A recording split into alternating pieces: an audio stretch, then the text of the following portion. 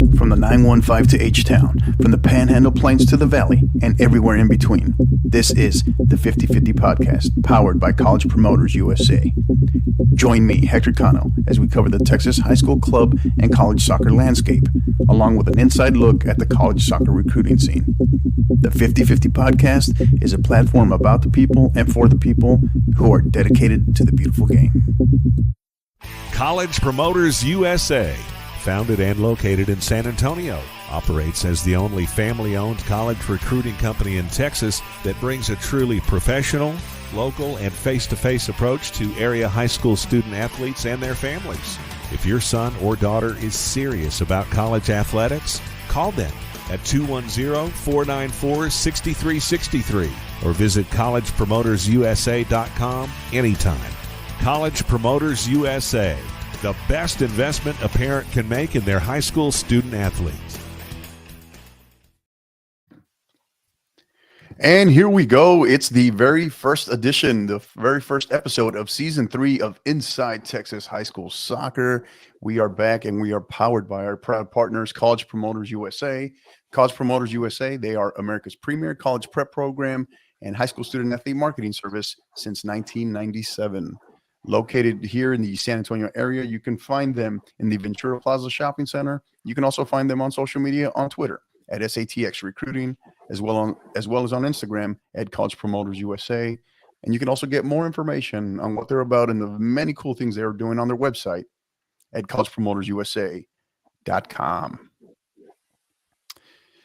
Well, we're back. We're glad to be back here for the very first edition, very first episode, as we said, of Season 3 of Inside #Texas High School Soccer. And we are glad to have him back, the Obi-Wan Kenobi of Texas High School Soccer, right? Rafa C himself, Mr. at Papa Socceritis. Rafa, how are you, buddy? Pretty good. How's life? I feel we talk all the time, but yet I feel like I haven't seen you in a while. I'm just glad to be off the road from the recruiting. So yeah. I'm kind of taking it easy these couple of weeks just to catch up on some stuff. But I'm hitting the road again, but more locally next week. But I'm excited because, like I said, Monday was the start of for the public schools for the new soccer season. So I'm geared up for it. Yeah, awesome. Yeah, definitely looking forward to it as well. It's going to be an exciting season for sure, exciting year for sure. So many things that we're going to cover. That we're going to go over today. So it should be fun. But before we do that, I guess one of the things that we kind of wanted to talk about before we segue into actual talking Texas high school soccer, this is kind of the rarity where we get to, as we are just starting the Texas high school soccer season, we're in the middle of a men's World Cup, right? So very, very unique for everybody, obviously. But before we kind of talk about the real kings of CONCACAF, I would like to offer kind of a moment of silence for L3 for Mexico. I know obviously that is your primary team, and just kind of wanted to get your thoughts on that. I guess the moment of silence really should be more for Tata, right? But tell us kind of your thoughts. What's your takeaway when you look back on it over these last 3 games in group play for Mexico? I know we discussed it last night on the San Antonio Roundtable. We discussed it and kind of talked to Harry about it. You know, me going into this, we didn't really have much confidence, them, coming out of the group stage. If we got the result against, Poland, is that, hey, maybe, because I know Argentina, I mean, they're just world-class team. They're a world-class right. team, right. And I think, they did beat Saudi Arabia, which was expected, but that game versus Poland was a key. But the coaching, there's got to be a lot of soul searching, and I think and it's a good thing too, because the United States went through the same thing when they didn't make the World Cup, and they did some soul searching, and they fixed a lot of those problems to get them where they're at now. I think this is a new opportunity for Mexico to kind of do a clean slate, but there's like key areas that they need to fix, especially like control of the owners from the Liga MX teams, of the players. Right. There's got to be better scouting. There's got to be better. I think the Liga MX needs to bring back the promotion, relegation. kind of limit them foreign players. My favorite team, Club America, has quite a few of them, but and you got to develop your local, your local players, and then also have a system within, within all the whole working with the national teams, kind of go through, because if you look at some of the other areas, they did well in the Olympics. They've won a world U20 and U17 Cup, but that never materialized for them making that next step with the first team. So those are some of the things. I know some of the former coaches from the national team, like La Volpe, Argueta, they've had a roundtable, and I've been watching them on Univision, and they had a lot to say, and I think they bring up a lot of good points. And honestly, I think Mexico needs to modernize what they're doing now as far as picking their players. And also they need to get a coach that's more, like I said, more modern, that can relate to the players, and go younger. Because, imagine if they did bring in Diego Lainez and a couple other players. Who's to say they don't make a difference on this World Cup? Not saying that we're going to win it, but at least be more competitive and a better showing. And I think that's what they're going to have to do. Yeah, I think there was something to be said, and excuse me, in terms of, in I don't know, with what you're seeing with Berhalter, with Reina, and just the rumor mill, right? I don't something to you saw that with John Brooks as well with Berhalter, and maybe they're related, maybe completely unrelated. We don't know. Obviously, we're not behind the scenes, but there's something to be said there too with Tata. And when you don't bring Linus, who's like one of my favorite guys to watch, right? You don't bring him with you. Vela wants nothing to do with the national, with the Mexican selection. I mean, that kind of just leaves you kind of wondering and scratching your head. So I don't know. In many ways, I guess in many ways you saw that coming. And I know the local media right now, or just the Mexican media in general, they seem to be making this big push to trying to get back to, hey, we need to have a domestic coach, right? A Mexican coach from the country. That seems to be the big push. I don't know if that's really the answer, to be honest, but I don't think that's the answer. I think the answer is more a younger coach. Yeah. Well, look at Berhalter. He's not that old, and he's closer to a lot of those players, because he's not too long ago he was playing. To me, I think like Lozano would be the one that coached the Olympic team. Jimmy Lozano would be a great coach for them, because he can relate to those players. And look what he did in the Olympics to finish in third. Yeah. Another one that maybe they should look at is Santiago Solari. Look what he did with Club America to really kind of develop those players. I know he kind of crashed and burned at the end because of a lot of injuries. He's been floating out there. That name continues to float out there, though. So I wouldn't be shocked. I think he'll be in the running for sure. But it's just I think you can't have I don't think you can have a coach now that is, for years the international game was thought, because of the activity level, right? And it's a lot of scouting and watching. It was thought to be an older coach's game, but I think the trend is going the other way. I think that's where you're going to see it go. Berhalter's a perfect example, because could you imagine watching a super old school coach coaching and trying to relate to this super young American team? That would be tough. That would be tough for the players and the coach. See, and that's the game is going to be on Saturday, because Berhalter is going to go with probably one of the best European coaches that's been there a while, with Louis van Gaal. Yeah. We're going to see, is the old system still better than the older coach, or is it the new coach who's going to, and that's something that even like with SAFC, like, and we're kind of discussed, I told Harry about, like Marcina versus the coach from Lou City, very good coach, very young coach, but Marcina, I think, outwitted him with experience. So it's going to be, for me, I think they need to go young, go develop, do the kind of the same thing what the U.S. did, have that little chip on the shoulder on not making the World Cup. Here, like I said, have that chip on the shoulder on not producing.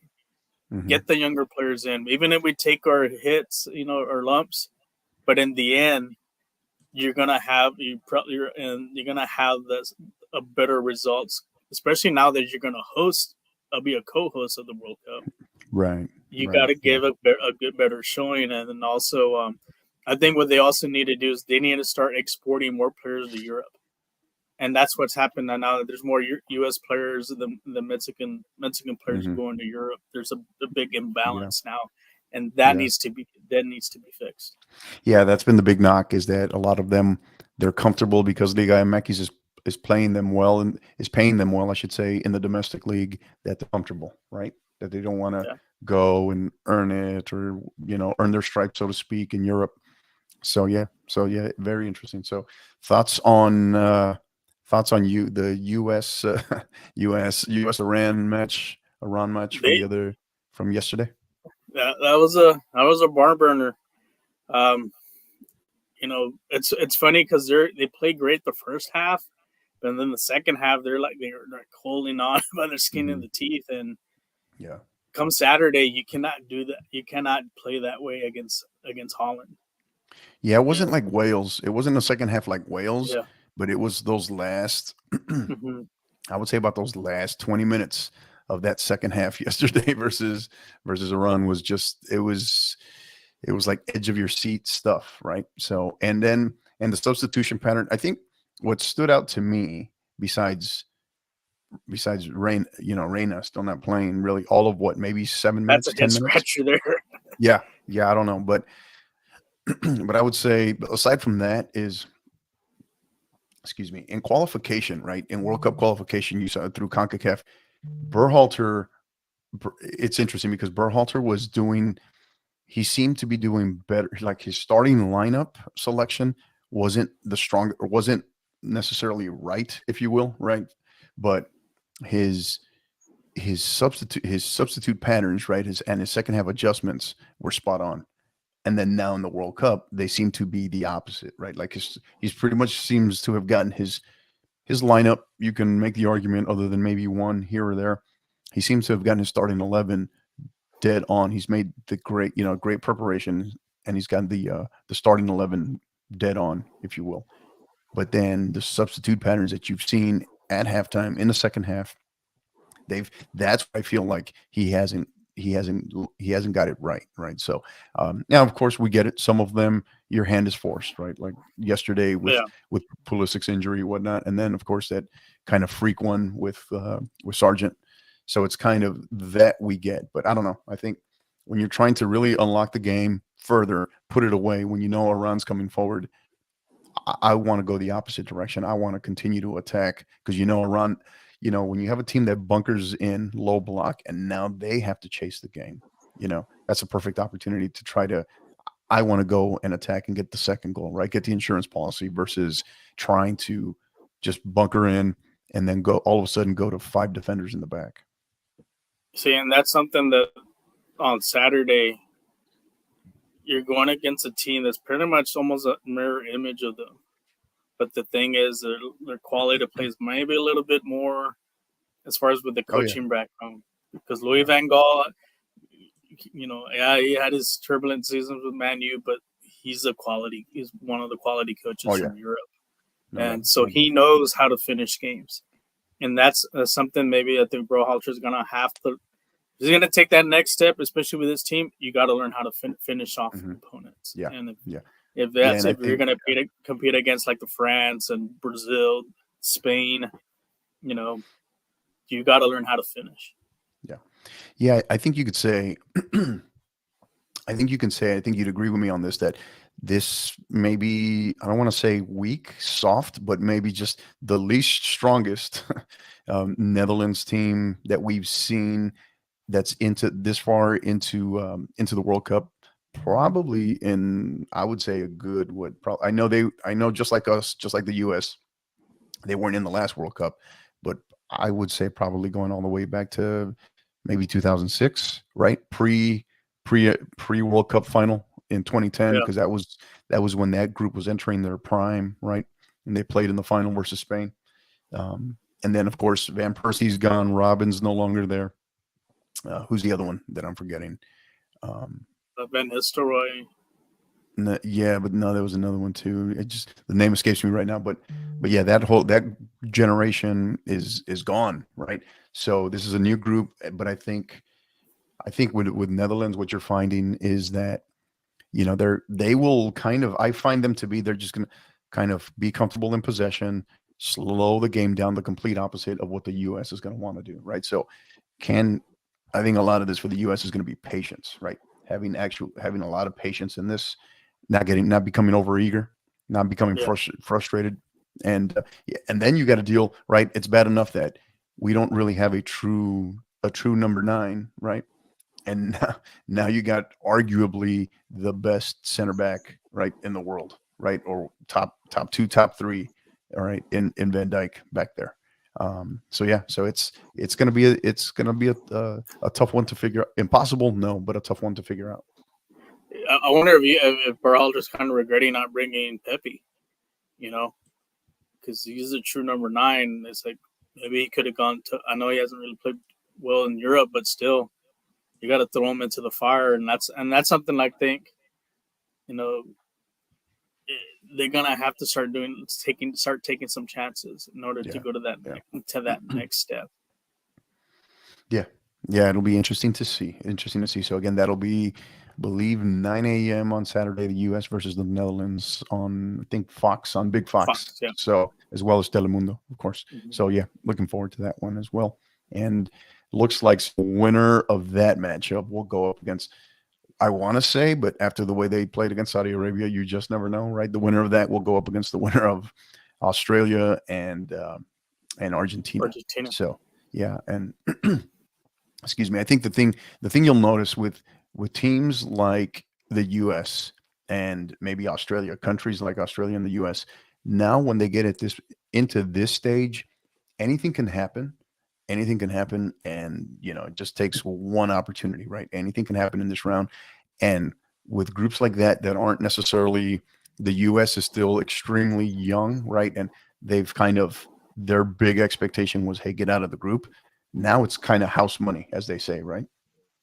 Yeah, it's kind of like with the last World Cup, but nobody thought Croatia would make it to the final. That's another team they're gonna have to look out. They're still playing well. Yeah, Modric still, I don't know. He found the fountain of youth because he's still. I mean, he's doing it at Real Madrid. He's still doing it now with Croatia.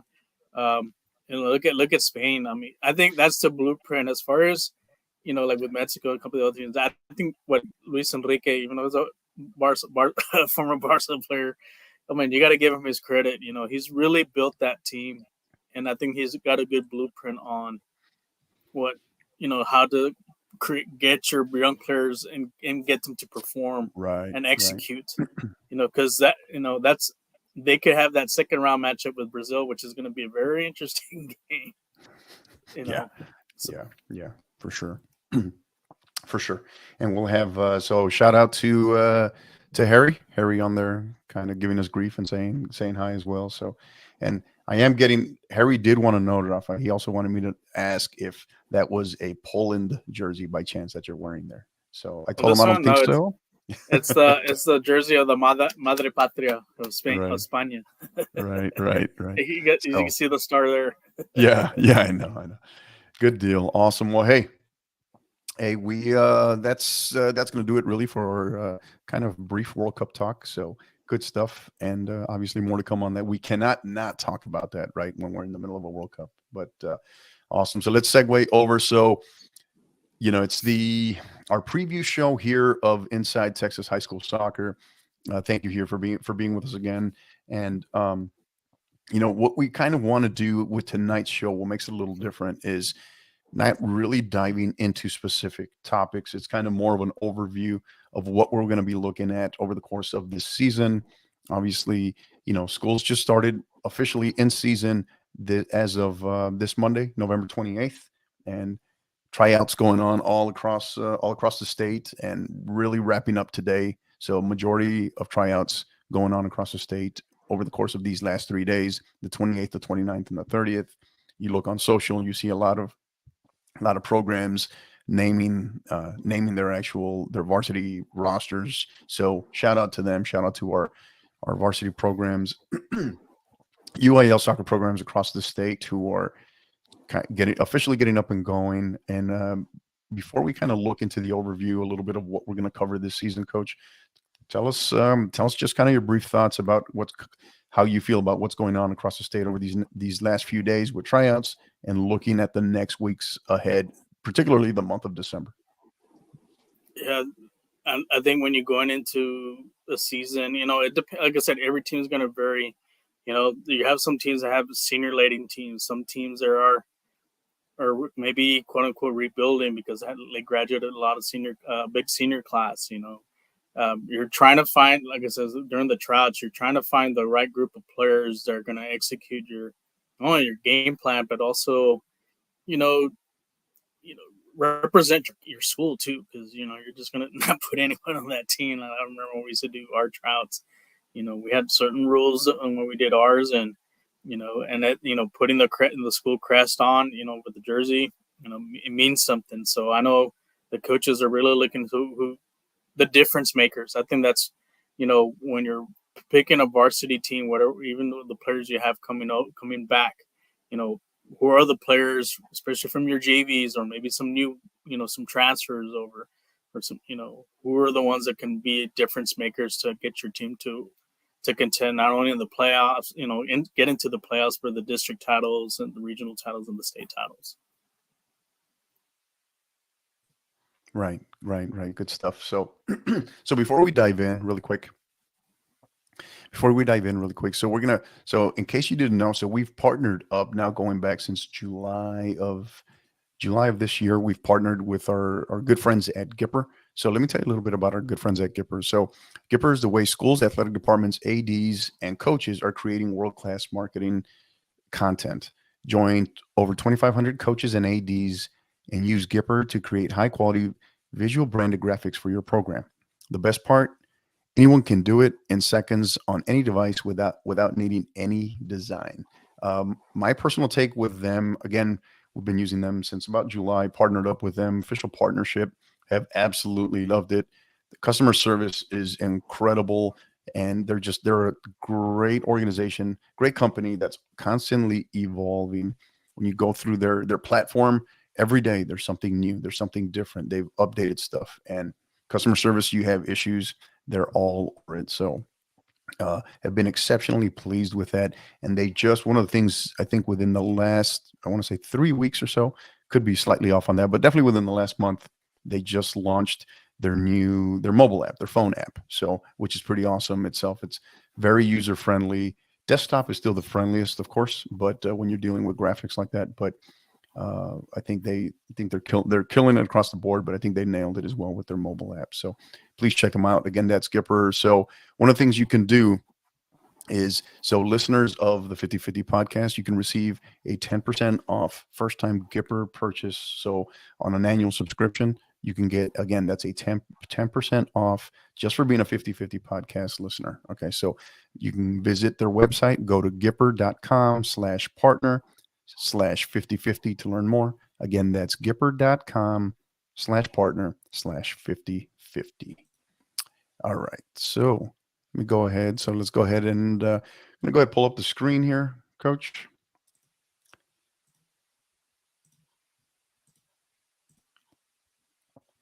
All right.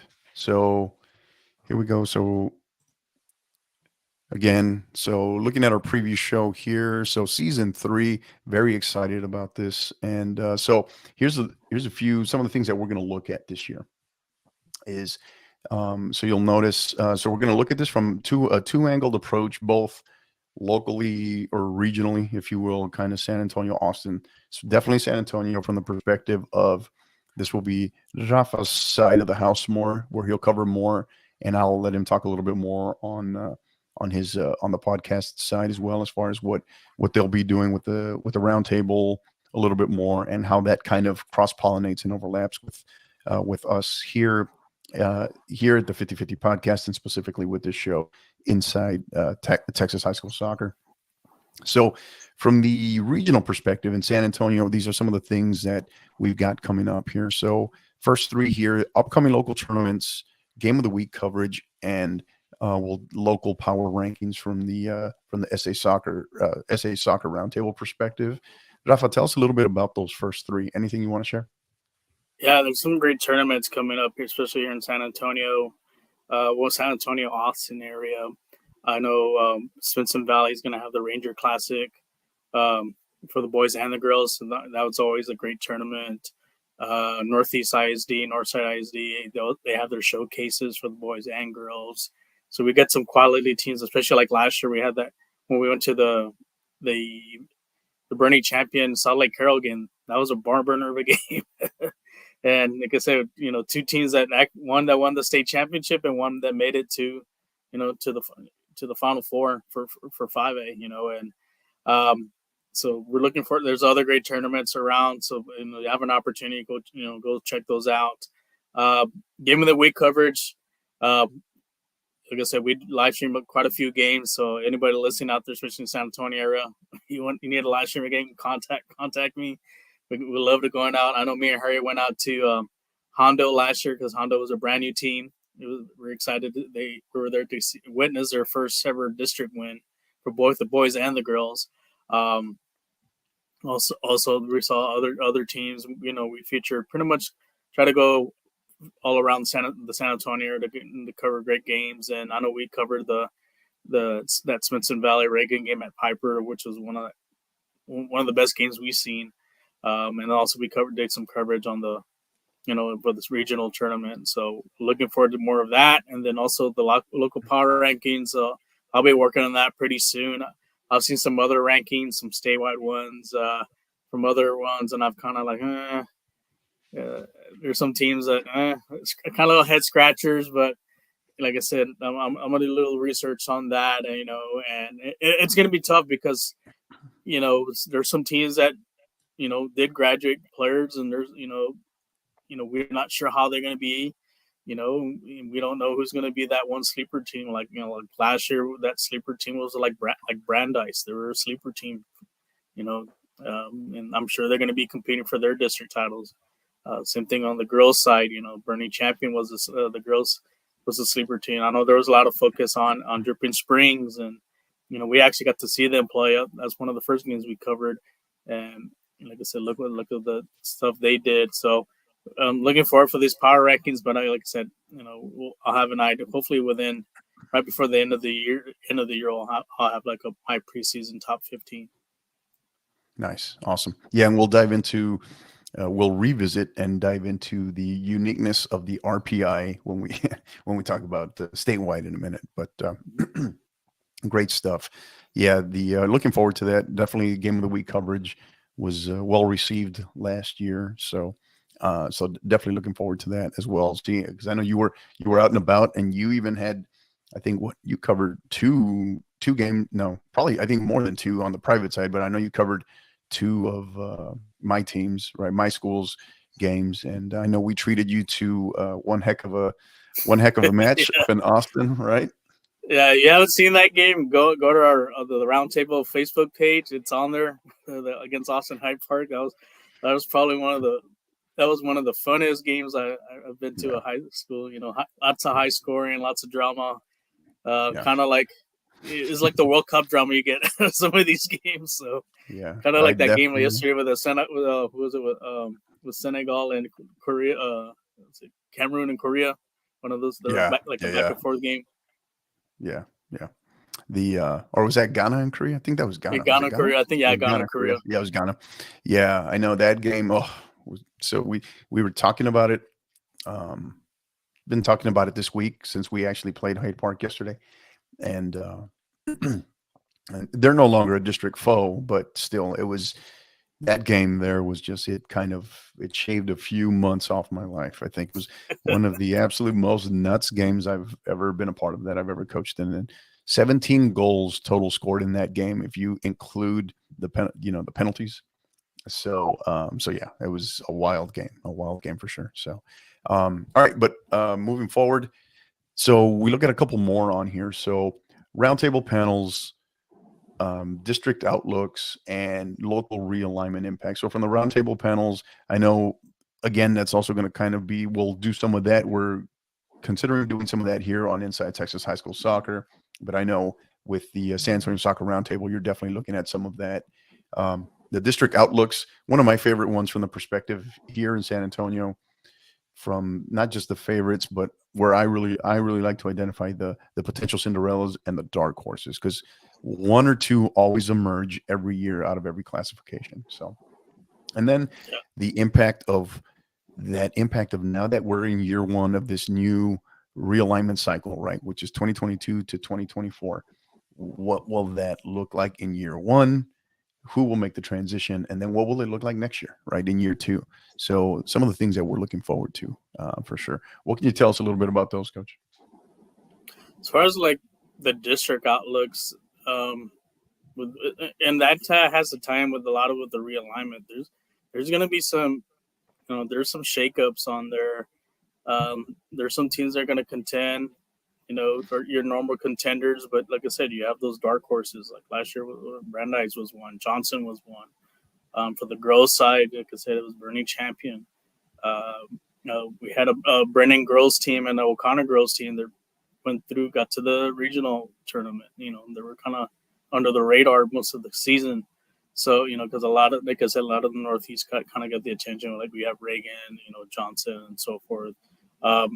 With the realignment this year, especially here in San Antonio, the big one, I think the one that was the biggest impact was Swenson Valley moving down to 5A, for boys, and how is that going to change the landscape as now that Dripping Springs is out and they're now in 6A, you replace, have now Swenson Valley moved down to 5A. How are the boys and the girls, are they going to be the top guns for the region? But like I said, you have other teams that may have a say, like Alamo Heights. You have other teams. For example, is Southwest? Southwest was undefeated for a while until they got knocked out by Georgetown. How are they going to bounce back?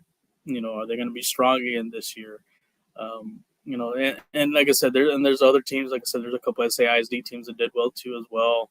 So it's going to be interesting. Who's gonna come out, winning these districts for this year.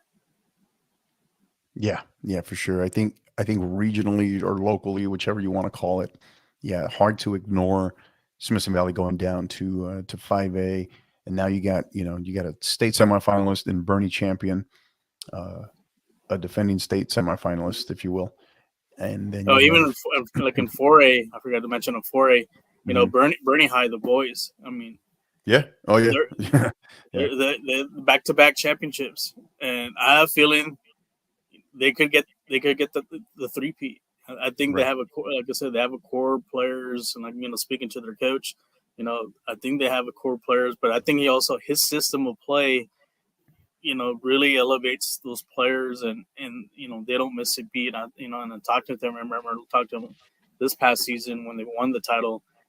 It seemed like they're ready to make another run to win, to get that three-peat. So, and then even like I said, also the Bernie girls too. They had a lot of adversity, but they found a way too to get to they knocked off Cal Allen, they got that monkey off their back, and were able to get to the region in the state tournament. Yeah. So, and I think from that perspective, we talk about Smithson Valley going down to 5A. Now you got Bernie Champion and Piper, an emerging program in Piper, right? Their first full year in varsity, expected to be, an instant impact in the district. And then of course, so all those three, just for starters, in the same district. It's kind of like, wow, it kind of opens up your eyes. And then, 4A, I had a chance when we were down the week before last, week before Thanksgiving, down at covering the TASCO, Texas High School Soccer Coaches Convention, right? Had the opportunity to talk with Coach Strong for a good bit. Talked about last season, what he's looking forward to this season as they go for a three-peat, right? Can they become the new? I guess you can kind of make that discussion already, maybe mini dynasty, but definitely when you win 3 in a row, that's a full-fledged dynasty for sure, right? Yeah. So can they become that new dynasty in the San Antonio area, right, after what we had for so long here in Central Catholic? And you can even kind of that argument over an extended period of what TMI had going on a little bit as well, on the private side, but I think he's going to have them ready. Of course, big shout out to Coach Strong, and his boys, because I know he'll have them ready. And but I know he's also expecting a lot of strong competition that they're going to be ready for him. You know, they're clearly marked. They're going to get everybody's shot, you know, every night, everybody's best shot every night. So yeah. So and it's kind of that marathon mentality, right, versus a race. So I think, and they have that experience, right, even with what they've lost from graduation.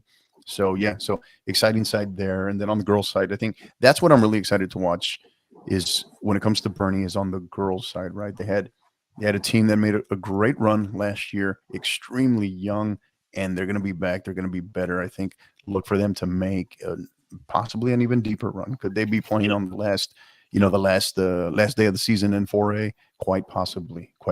So that'll be interesting with some of the moves. You know, with Midlothian Heritage leaving 4A. Obviously, you still have Salina there, but yeah, it's going to be one of those matchups. I know they'll be ready for it for sure. So excited to watch them as well. Yeah, I know with the Bernie girls, they're in that real brutal district with Davenport and Wimberley, and that was a dogfight, you know. And I think they learned a lot from those games. You know, they lost a couple close games on them, but they were able to kind of, you know, take it up to the notch. The one game hopefully maybe we'll get to see. Hopefully maybe the schedule. I know with the boys side with Bernie is another sleeper team was Livernia. I had high hopes for them because I haven't seen them play. They were great. They just I was surprised they stumbled on the first round because, like I said, they were in a collision course. So Bernie is like, hey, this is going to be hopefully I get to play because it was going to be a good game, and hopefully, like I said, I know they're very young too, and they're returning a lot back, and so keep an eye on them. Like I said, they may continue, you know, be a contender here as well. You know, against Bernie here in the region for 4A boys. Well, one thing you and I really hadn't had a chance to dive into that, but one thing that a couple of my sources confirmed to me is like, and I don't know if you were aware of this, but the trying to recall his name, but the Livernia coach I have been told that the Livernia coach is no longer there. The Livernia boys coach, he is no longer there. Oh, really? So yeah, so that could play a factor too. Because he was a really good coach, and I got we interviewed him, and yeah, he had that program going. So whoever inherited that program's got he's got some shoes to fill on that one. Yeah, it was news to me when I found out, and and then it kind of all came to me from multiple sources. So yeah, from that perspective, that'll be an interesting one to see what they're like if indeed that is the case. So yeah, so just a few things here in terms of, again, what you're looking at here. These are a few things of what both collectively here on Inside Texas High School Soccer we will be covering and discussing this year, but also specifically, primarily, you will also get on the San Antonio Soccer Roundtable, which dives into a lot more exclusive San Antonio and regional coverage. So definitely wanted to highlight that. Excuse me. So moving on at the state level. So at the state level, here's what we're going to be looking at. Now, this is something you will exclusively see here on Inside Texas High School Soccer. So you'll see some similarities in terms of what we talked about. So upcoming key tournaments, I'll let Rafa talk a little bit about that. And then I'll let him talk a little bit more in terms of what became an instant hit last year in our what we dubbed our RPI, our Rafa Power Index, right? So a unique twist. One thing that I really like, one of the things that I told Rafa, so from the rankings perspective, me personally, they're cool, they're nice, they generate buzz, don't get me wrong, and it's great recognition for certain programs, especially the programs that are ascending, right, that are developing. That said, I think like anything else that involves us, that involves people, involves humans, still very subjective and never really concrete, and also one of those things that it's opinion based, right? It's subjective. So but yeah, I think it doesn't define programs whether you're at the top, you're at the bottom, or you're not ranked. So but what was pretty unique, what I really liked about what Rafa chose to do with the RPI, the Rafa Power Index, is and I'll let him talk a little bit as to how often those will come out, but it's his selection in terms of a top 15 pound for pound ranking system regardless of from 4A to 6A, right? And I think that's what you're going to really find is that I think this year, last year, I dubbed it as the year that 4A arrived, right? A lot of people kind of really took notice of it. It's like, man, it's like, I get it. They're the smaller schools per se, but they can play, right? I told multiple people this. I talked about it on the episodes with the at Tasco convention, spoke about it with multiple coaches at the Tasco convention. That best game I saw all year last year was that 4A final between Salina and Midlothian Heritage. It was an unbelievable game, right? So, and to see it at the high school level and just a bunch of competitors putting it on the line for their community, for their programs, for each other, for their teammates, it was a great match, and it was at the 4A level, right? So, so I think the recognition of let's look at how would we rank these if we kind of really just stack them on certain merits. From 4A to 6A collectively, and we just put them in one big ranking system, right? Regardless of classification. So yeah, and then you'll look at that should say 2022, not 2021, but the Champions Review. We're going to look at that from the perspective of last year's champions, who is maybe most likely and least likely to repeat. We've already been talking a little bit about that with such as Bernie, right, on the boys' side. So who do we expect? Who is most likely? Who would we bet money on, if you will, to repeat? So what are your thoughts there on those first three there, Coach? Well, the upcoming tournaments, we're already starting to see some of the premier ones already posting, like the NEPS tournament, the North Texas Showcase. I know here in the Austin areas have the lakes, and that one's expanding now. More teams are coming into that. Hopefully, I'll get a chance to maybe head up there to maybe catch a couple games. And then Governors, you'll have the Governor's Cup too. Yeah, Governor's Cup, and then we have one out east in Houston, like the I-10 shootout, the Katy tournament. They're in Katy, the Woodlands tournament, the Kilt Cup. So and then in the Valley you have because of the Brownsville ISD tournament, that's always usually a big tournament down there for the Valley teams. Out west, I know there's a pretty competitive tournament there, like in the Midland area, because you have a lot of the El Paso teams go out there to compete, especially against with the Panhandle. You can have some DFW teams that maybe head out there because they know they got to play them in playoffs. So and then you got some 4A ones like the Salado tournament. They usually bring the best of the best 4A teams of boys and girls play against each other, and that's kind of you get an idea who's probably gonna be your contender for the state title. So there's a lot of them out there. Like I said, there's some great showcases and tournaments.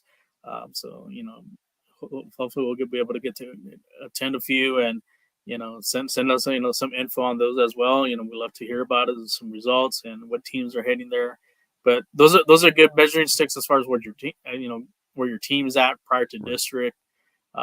Just to get to see what you have, and then the power rankings, like I mentioned, like I said, I don't go based on school names or what they've done in football and this and that, blah blah blah. I really kind of scope out, on the net who which teams are doing well, like in the Metroplex and so forth, and here in especially here in San Antonio Valley out west, and recognize those teams who are actually are being, like I said, wins are important, but also quality wins. Are they getting the quality game? Beating quality teams and so forth. They're not beating up teams they're not as at the level they are and so forth. So those will hopefully be coming out soon. And then the championship review, I guess we can discuss on this. We had quite a few different as far as there's a couple of teams I think that are going to repeat, but I think there's some other ones that I think we're going to see new champions this year. I know, like I mentioned, like Bernie boys for 4A, I think they're going to repeat. 4A girls, it's wide open now. Now that Salina lost their top player from last year. Well, the goal scoring she did. Are they going to be? How can they replace her? Or is there going to be another contender? Sneaking in, especially that district. That district, all 4 teams end up playing each other in quarterfinals. So you just never know. 5A girls. We all thought it was going to be, Dripping Springs girls. We thought they were going to run the gauntlet, but Bernie Champion girls had something to say. They almost got them on one of the second round of that district play, and they were able to finish the job there at that regional final. So you got to look out for them, and also maybe even Swenson Valley now that they moved down to the 5A. Metroplex teams, you could say Grapevine. You could say they're going to make another run. And like I said, you also have your Houston area teams, and then for 6A boys, how does Lake Travis? Like I said, I know they had a lot of senior laden team. Are they going to rebound, or are they going to be able to defend their title? That's something what San Antonio League kind of had experienced the year before. There are going to be some teams that are going to be gunning for them, especially now that Dripping Springs boys who made it to the, like I said, to the finals. Now they're moved to 6A. They're going to be a contender there. Out west in El Paso, we had high hopes for Eastlake. Are they going to be? Is this the year for they finally crack through and get into the state tournament? Can they beat those Dallas area teams and so forth, or will we finally have a Houston area team win the title too? That's another. Right. That hasn't happened in a while. Yeah, that's been the eye opener. And from the Houston perspective, I say one. Excuse me. If there's one to keep a close eye on, and maybe early going, maybe worth considering if you had to put your money on, I would definitely say Katy Seven Lakes on the boys' side, right? State semifinalist last year. Definitely worth tracking throughout the year. So yeah, because I know Coach Kruger is going to have them ready. He's got a lot of talent coming back. And then, yeah, I think at the 5A level, I think can anybody knock off the school Frisco dynasty, right? That is Frisco Wakeland, right? They've just, especially on the boys' side, they booked their reservations for Georgetown probably next week, I think, right? So they just expect to be there. So yeah, and then their girls side joined them last year in a great final versus Grapevine. Mm-hmm. So yeah, so there's a lot to be said there. And then when we look at items here 4, 5, 6, and 7, scheduling and key dates, as well as Cinderella and Dark Horses. Again, really love talking about those. And that's where I think we try to really dive into analysis here. Is beyond the rankings. Can we identify? Obviously, you can spot talent in the eyeball test, and who are the teams to beat? But hey, who are the teams that can make runs that a lot of people don't see coming in maybe December or January, right? That's what you'll find here that we'll be talking about. Obviously, playoff coverage. And then again, just like we discussed at San Antonio at the regional level, here statewide, that realignment impact. I think one of the biggest things from the realignment perspective is, we talked about it briefly in the San Antonio area. We talked about maybe moves that are, whether they're going down to 5A or, going down to 4A or vice versa, going up or down, doesn't matter. I think, but it's real easy to talk about schools individually, right? But I think one of the harder things to do is identifying districts, right? What is it? Districts that are going to look completely different and may be just overnight. They're probably going to be powerhouse districts. For me, at the state level, one that I'm really intrigued by, I know we've had this conversation enough, is out west in part of the state that doesn't get enough love, enough coverage, but out in El Paso, District 14A, which is just overnight, right? Just became a mammoth of a district, right? I don't know if, the area, that region has ever seen this much talent at the 4A level, all in one district, with, El Paso Bowie, El Paso Austin coming down. They joined the ranks of, multi-time state champion, Sanelli. And then you're also going to have in there Riverside, right? El Paso Riverside as well. So, and that's just to name a few, right? That's just to name a few. You're going to have Mountain View in there. You're going to have Clint in there. So that is a behemoth. It's a 10-team district now, if I'm not mistaken, at the 4A level. So that's a district that I want to keep my eye on, and I'm looking forward to see how it kind of plays out and materializes over the course of the season. Yeah, those teams right there. San Eli kind of had it easy. You're not saying easy for the last 4 years, but now you're at, like I said, Bowie's a quality team, and they're going to also with Riverside's had a quality team. Austin's going to have a quality team, so it's going to be interesting. Just kind of looking at that. Fabens is another one. Kind of look out for. They're one of those upstart programs, but they have had success.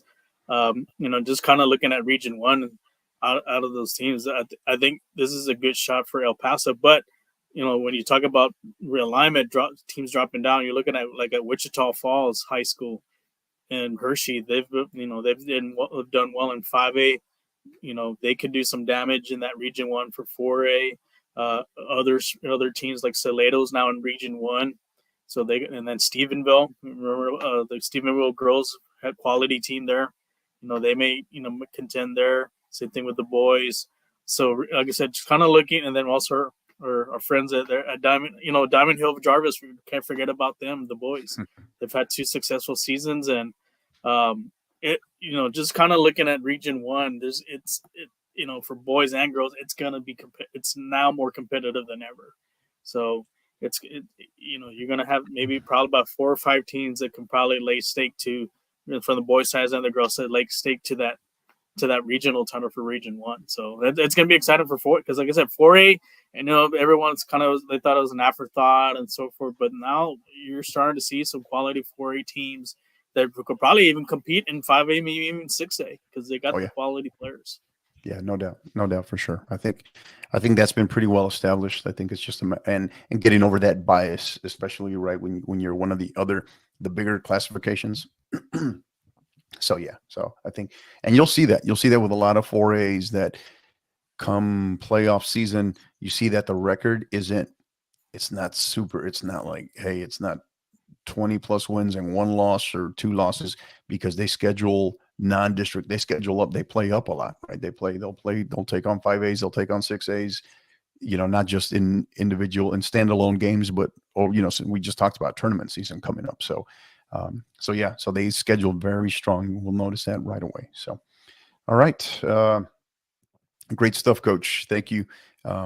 We talked a little bit about the local stuff, regional stuff, San Antonio, as well as some of the stuff that we're going to be talking about over the course of this season, statewide across the state of Texas, obviously. So we're going to take a break. So don't go anywhere. We'll be right back after a quick word from our sponsors. College Promoters USA, founded and located in San Antonio, operates as the only family-owned college recruiting company in Texas that brings a truly professional, local, and face-to-face approach to area high school student athletes and their families. As the lead sponsor and proud supporter of the 50/50 podcast, alongside Coach Hector Cano, College Promoters is proud to be elevating its support for the college soccer recruiting process more than any other service in the country. If your son or daughter is serious about competing in college soccer, call College Promoters USA directly at 210-494-6363 or visit collegepromotersusa.com anytime. College Promoters USA, the best investment a parent can make in their high school student athlete.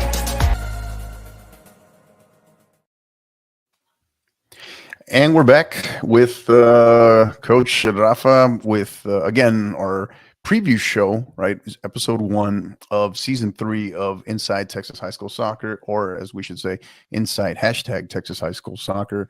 Again, don't forget, over the course of the season, when you send your scores, any updates, anything, tag us, and use that hashtag, spread that hashtag over the course of the season. Again, that is hashtag TXHSSOC for Texas High School Soccer. Again, that's hashtag TXHSSOC. So great stuff. And nice little quick message here again from Harry. So, and this is a great point. This was one of the things that I was going to segue on. So his timing is actually perfect. Is if you noticed on some of the things that we discussed here, and one of the things that we really want to hit on, try to dive into further this year, is the TAPS coverage, right?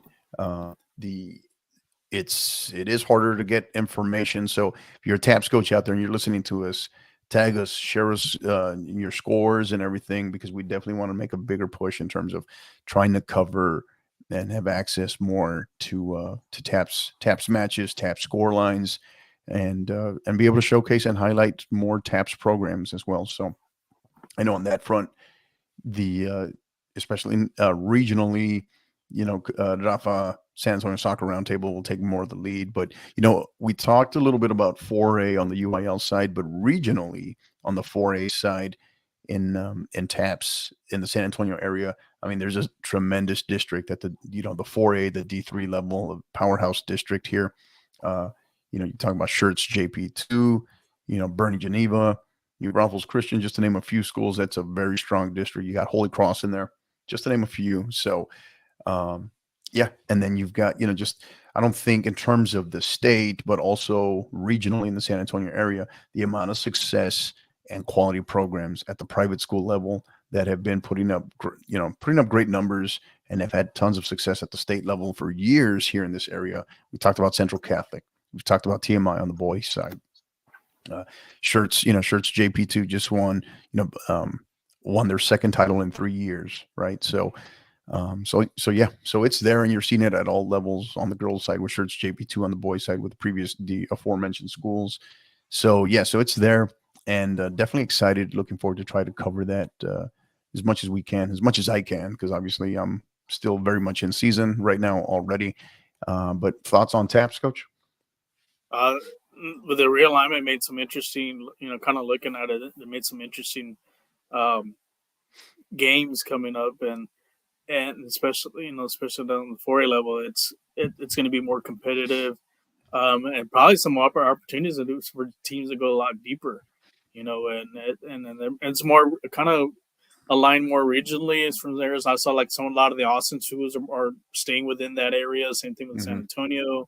Maybe you have a couple maybe offshoots of maybe Corpus and Laredo's coming, being part of that.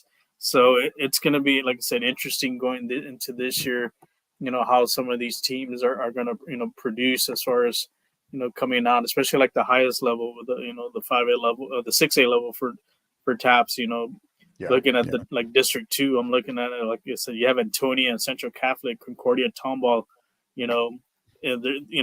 now they have, like I said, now Central Catholic and Antonia have to go out east to go play some of these Houston teams, and they're quality teams like the Village School and St. Pius X. And like I said, you look at North, the District 1, you have Bishop Lynch as a contender. Nolan Catholic's always been a contender. Your Preston, Brestwood Christian Academy. Maybe, like I said, you have Independent with Cathedral. Right. Maybe, I know they had a run a couple years ago. Maybe they have another run, lined up for this year. So a lot of, like I said, it's going to be their level. I could notice that the level of play is just as similar as the public schools, and you can see that, and there's some really good quality players playing for a lot of the TAP schools. Yeah. Well said for sure. So looking forward to it. What's got you, maybe any one thing in particular got you, maybe, I know you shared with us a quote earlier today that we put out on social media, but what's maybe an early storyline, team, something, what's got you super excited about this season right now when you look at it? What's maybe one big storyline at the forefront? I think the storyline is how are a lot of these alignments are going to be a difference maker as far as making runs into the playoffs. Some districts have become harder, and also having more teams in the district. You mentioned like the District 1 and 4A for the boys now and girls, it's a 10-team district. Like here in San Antonio, Northeast, I know with MacArthur moving down to 5A, they swung in Marshall. Marshall was a quality team in Northside. Could they be the surprise like what Brandeis was last year? Yeah. Same thing with, in North Texas, you have that gauntlet with Flower Mound and Marcus and Louisville. And so it's, there've been some changes. And like I said, there's maybe some teams that didn't play each other. Now they're playing against each other in the same district. But like I said, all those games are going to get you battle tested, and we'll see. I said, all of that's going to show who's really a contender or who's a pretender. And and what's important about going into this season, and especially the coaching side, what are you going to be able to do to elevate your players' game, implement, their skill, especially their technique levels, to work on, to execute your tactics. And then scheduling, what type of games are you scheduling? Because I've already looked at a couple schedules, and with some teams, and which I'm not going to name them, they have some quality. They're playing some quality teams, but maybe if your district's not very strong, you definitely have to have a really tough non-district schedule or play some of the top teams in those showcases or tournaments to get you ready, because we've seen some teams that had some really nice records, have gone undefeated, but they end up playing a quality team that was in a real tough district, and they get knocked out early in the playoffs. So that's where I'm looking forward to seeing is which teams are willing to take the next step to elevate their players' game and their programs to competing against some of these higher level teams. Yeah. Awesome. Yeah. Great info. Great stuff. And I don't know. I think that's a big one. I don't want to call it the elephant in the room, but yeah, I mean the impact of realignment, right? What will that look like? Who will respond? But yeah, I think we'll see. We'll see for sure. And I think one of the things that I kind of want to head on really quick before we leave is, I know there's some stuff, maybe if you can share with us what you can share right now. I know there's some stuff that are still in development, but tell us, with your primary podcast that you're on, that you co-host, the San Antonio Soccer Roundtable, tell us a little bit in terms of, as it relates to the high school game, some of the things that you have going on there and some of the things that are maybe that you're looking at coming out with soon. Yeah, so we're going to hopefully do a preview next week. Me and Harry going to kind of discuss more specific with the San Antonio areas going in, kind of dig deep into the districts and see. We'll probably do an overview who we think, talk about who we think is going to be the favorites and so forth. Like I said, I know we're doing some rebranding, but we are going to stay at the San Antonio Soccer Roundtable for the high school side. We'll have a brand new show for the San Antonio FC, which we'll preview that hopefully later on in a few weeks. And then also the focus also on, and we'll have I'm working on a name for our live streams, our local, for the San Antonio area high school games. So we're, like I said, I'm looking, anyone would love to have their game live stream, reach out to me, find us on Twitter and Facebook, send us a message. We'd love to come to the showcase or, our games. If there's some great games coming up, you already know your schedule, let us know so we can schedule on there. Whether it's me and you go to the games when you have time, or like I said, we have a couple other guys that can come up. And me and Harry, like I said, did a game last year at Hondo, and like I said, we can do some commentary for some of the games, because, like I said, for our show, because we really want to showcase, not certain teams and this and that. We don't want to jump on the bandwagon. We want to give everybody, to come on to, come to the table and so forth. We want to showcase the talent that we have in this town or in this area. And, and hopefully, like I said, maybe some of these college coaches also watching our live streams and so forth. And maybe they'll spot a player too. Hey, I need to check him out and come out and look at him or her and see what happens from there. But that's one thing I'm looking forward to now that we're doing more of the commentary with the live stream. So I'm looking forward for some exciting games. I know we did the Ian's Cup. That was a fun game. That was a wild game, actually. Yeah, it was. So, it was. Yeah, it was.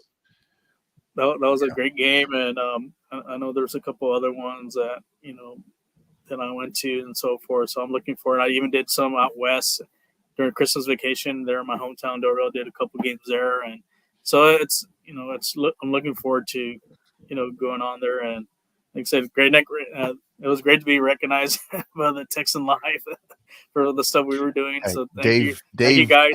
Dave Campbell's Texan Live, right? Yeah, Dave Campbell's Texan Live. So if you guys need some guys for soccer games, reach out to us. We'd love to do some games for you guys, especially in the playoffs. But I'm looking forward to it for the season. And I want it. Like I said, there's some teams I want to see. How do they bounce back for some maybe they didn't get to the point where they wanted to be at. Are they going to take that next level and so forth? And also see how are these new teams, especially like in the 4A level, how they make that next step. Are they going to be contenders for the district titles now and so forth? So that's something I'm looking forward to this coming year. Yeah. And I think, excuse me. I think, one of the things that I wanted to acknowledge really quick, and what one, I guess announcement I wanted to make is that, excuse me, is we are growing in terms, and Rafa hit on it there, but in terms of just coverage contributors, particularly on our side with the 50/50 podcast in conjunction with our spinoff series here in Inside Texas High School Soccer.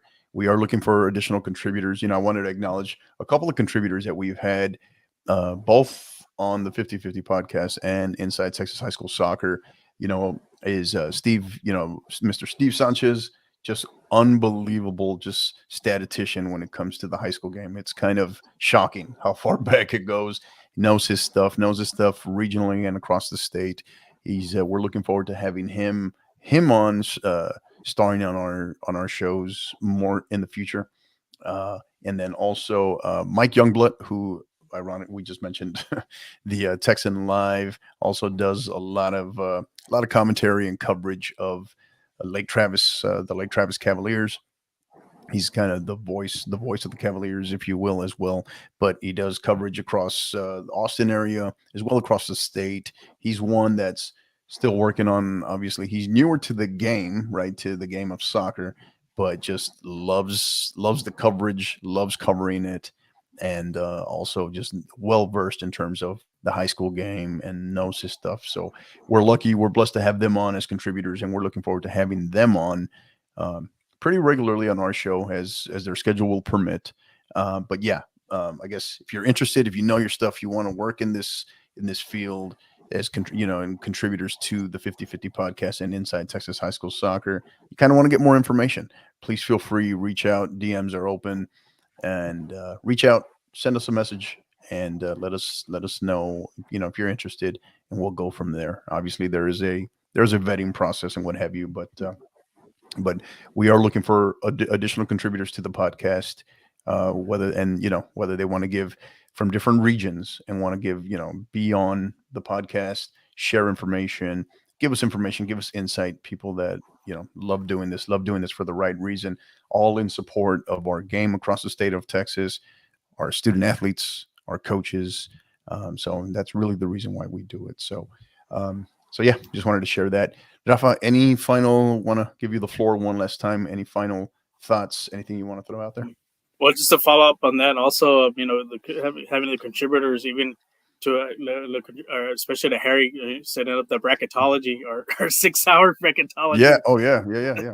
So, like I said, we love to have people out from other regions give their, I know we had a couple people from El Paso, from the Valley, give their points as far as the picks for a bracketology show. And I know we're going to do it again. And, we love to have some people from the Dallas area, even Houston, give their insights, when we make our, help us with our picks and so forth, even in the Panhandle. So love to, hear from you guys. If you want to come on that bracketology show, hey, like I said, the DMs are open. And like I said, we'll always look for that show. Maybe we'll beat the record.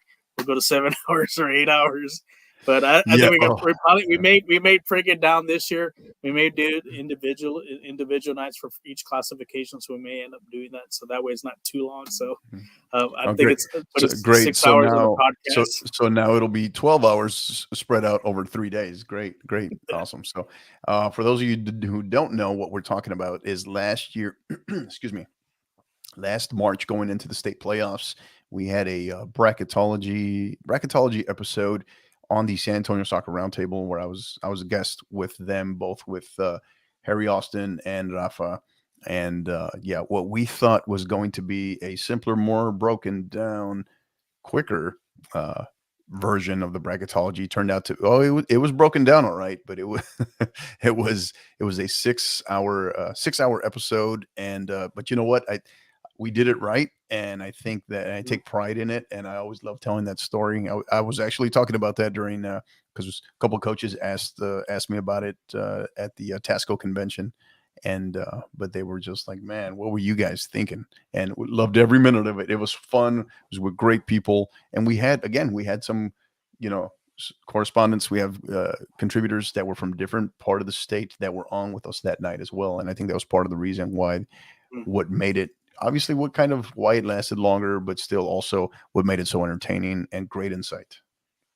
Yeah, they had a lot of great insight, especially like some of the teams maybe we're not too familiar with, but so we're looking for maybe, like I said, from other parts of the region to hop on board. Like I said, we're gonna have year 3 of it, so we're excited about that. So we may change the little format a little bit, but like I said, it's we do break it down. We give our thoughts on the teams and so forth, because we do analyze the teams, and we do, we review, okay, who have they played, what districts are they in, what they've done, and even in recent past, and like I said, I think we were pretty much accurate, like pretty accurate on a lot of our picks. I think we're like in the close up a little over the 90% range. Yeah. Somewhere around there.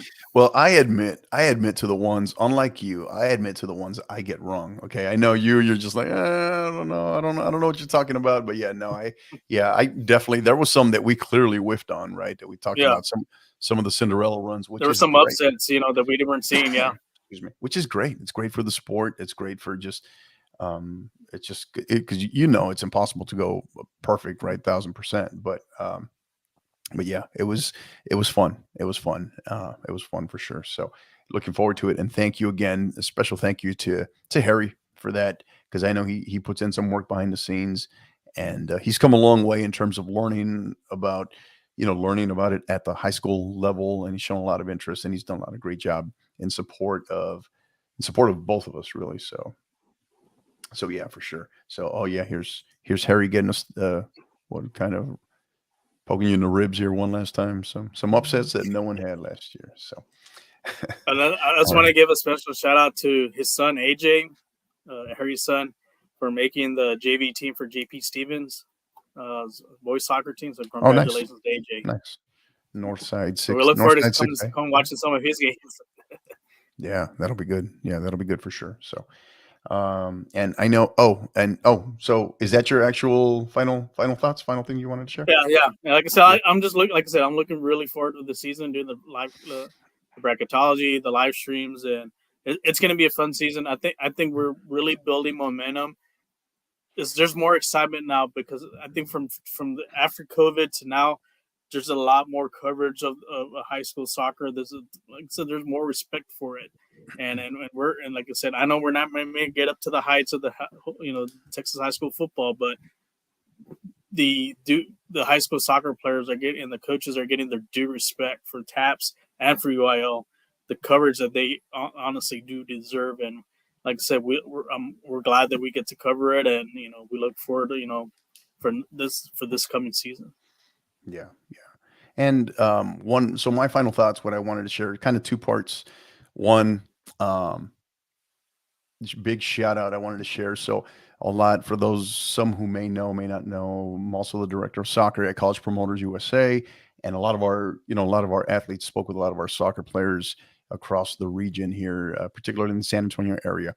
They reached out and told them that I'd give them a shout out on this episode. So big shout out to all our College Promoter USA soccer athletes across the area. Really want to wish you all the best of luck in your upcoming high school seasons. I know you guys are killing it right now in your club seasons, and definitely looking forward to being able to hopefully maybe even cover some of you all in our game coverage, or game of the week coverage and whatnot. So looking forward to that, but wanted to wish all our College Promoter USA athletes out there, wish you the best of luck your upcoming seasons and your journeys, and stay safe, stay healthy, and have some fun. Enjoy it. Okay. Enjoy it. And the last piece is, it's a World Cup. Continue to enjoy it. Watch it. It's great drama. And I know obviously there's a lot of political unrest behind this particular World Cup, and rightfully so. And I get it for a number of reasons, but also it's kind of one of those things where it's enjoy the game, enjoy it for what it is. Because these only come around once every 4 years, or in this case, and at least on the men's side, we'll be privileged. I love when men's comes around, because I'm of the mindset that I know that we're going to get them in back-to-back years, because we have the women's coming up next year in Australia and in 2023. So, really, what are we, 6 months, 7 months away from, we'll be talking about the Women's World Cup. So looking forward to that as well. And the upside to having a World Cup this late into the year, November, that we're less than 4 years away from the next Men's World Cup, which, as we all know, will be United 2026 here in Canada, Mexico, and the United States. So that one should be special. It'll also be our largest expanded field in World Cup history, right? Where we move up to 48 countries, if I'm not mistaken. Yeah. So take advantage of that. Spend the time. Obviously, still hit the books, but yeah, definitely take advantage of it and watch it, DVR it, whatever, record it. But yeah, definitely soak it in, because I know for some, it's their first time that they're experiencing a World Cup now that they're in high school. So soak it in, enjoy it. So, but yeah, that's going to do it. So again, for Rafa, thank you for being here. Appreciate it. Very, very much looking forward to working on this with you this season. Have had a blast. This, again, we kind of stumbled in, 2 years ago, we stumbled into this kind of by accident and just by request from a couple of people as we were entering the state playoffs, right? During still really a part of the COVID period, right? The tail end of the COVID period. So, now, and of course, I was in a totally different part of the state when we kicked this off. So now, and then last year was an absolute blast. Really picked up in from March on. That's what you'll see in a lot of our coverage. But also, I think that going into this year, kind of just got a lot of energy, ready to go. I think we're going to stumble across a lot of new things. Plus, with what you got going on with the San Antonio Soccer Roundtable, I'm very much looking forward to it and looking forward to working with you. No, I appreciate that. Look forward to, and just like I said, covering the stories of all the players and the coaches, and because there's always a backstory that you want to learn about them and why they're part of this great sport. So looking forward for 2023. Absolutely. So, all right, that's going to do it for our episode. Again, our partners, College Promoters USA and Gipper, thank you very much for everything that you're doing for us. Looking forward to season 3 of Inside Texas High School Soccer. Look for us regularly. You can find us within the Inside Texas High School Soccer podcast catalog on all major podcast platforms. And then again, you can also find us in terms of social media. You can find us on Twitter at 50_50pod and on Instagram at 50_50 podcast. You can also find us on YouTube again at the 50_50 podcast.